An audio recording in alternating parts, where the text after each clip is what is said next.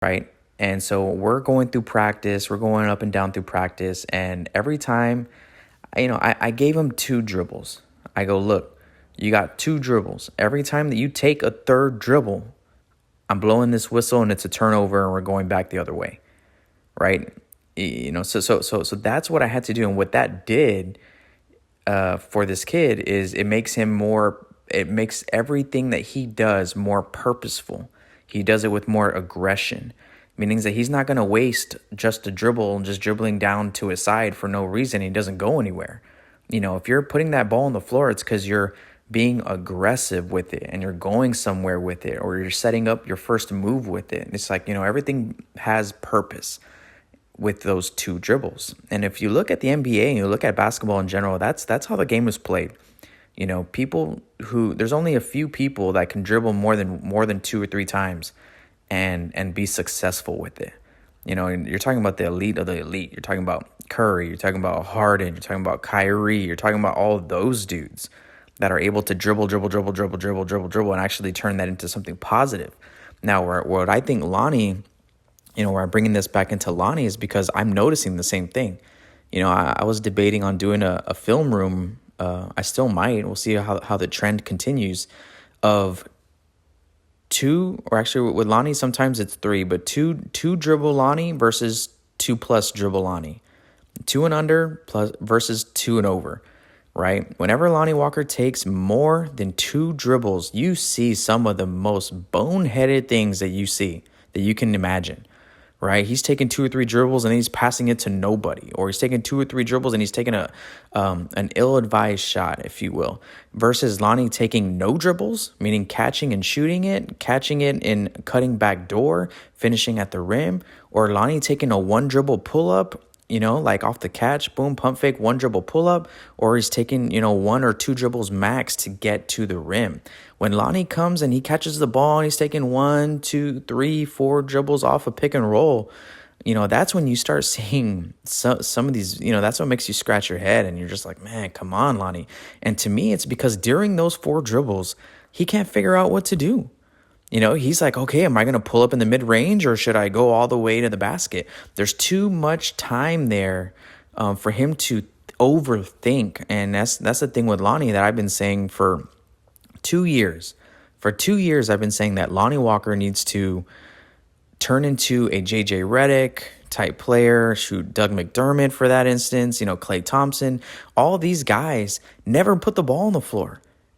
They never put the ball on the floor to score. They're catching and shooting, catching, pump faking and shooting, catching, putting the ball on the floor once and getting to the rim.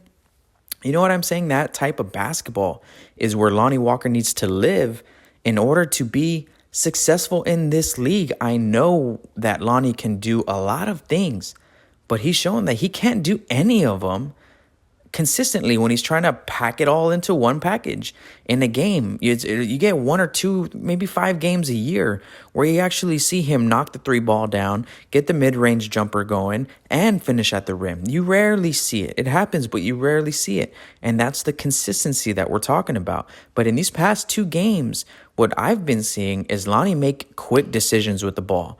And that's the difference. I'm seeing it. I'm seeing both in these games. Go back and look at it. Look at Lonnie and how he performs off more than 2 dribbles. And then look how he performs with 2 and under, meaning where he doesn't dribble at all or when he takes maybe 2 max.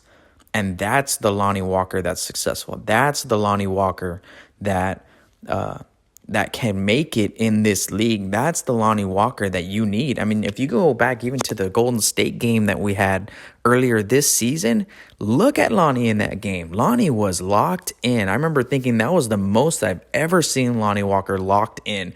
And he caught that ball with purpose and he knew what he wanted to do. Half of the time when Lonnie catches the ball, it looks like he doesn't know what to do, what he wants to do. And it's like, dude, you got to be thinking 2 steps ahead.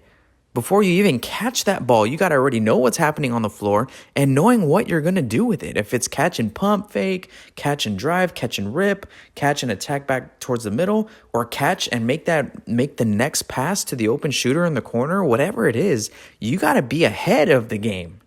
you can't just be making decisions as soon as the ball comes to you. And that's where Lonnie Walker struggles.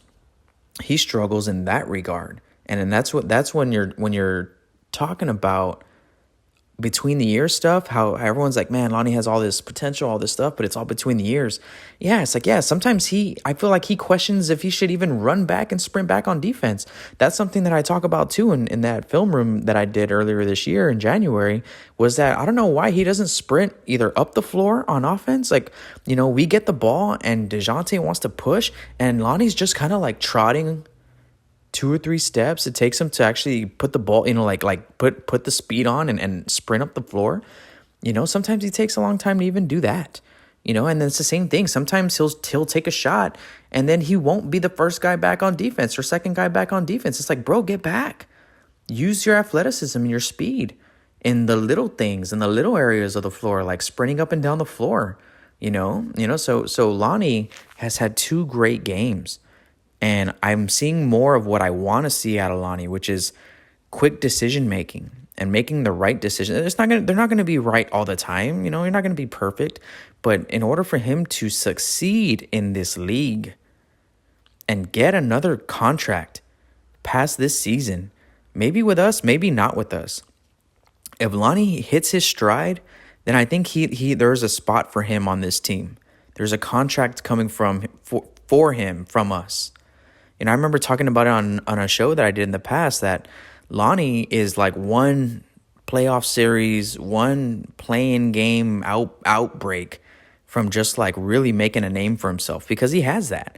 We don't get on the national stage that much. So whenever we do, say we get in a playing game and Lonnie shows out, Lonnie can probably get a team out there to really be like, oh my gosh, look at this kid. Let's give him a contract. But it's inconsistent, like everybody talks about. It's inconsistent.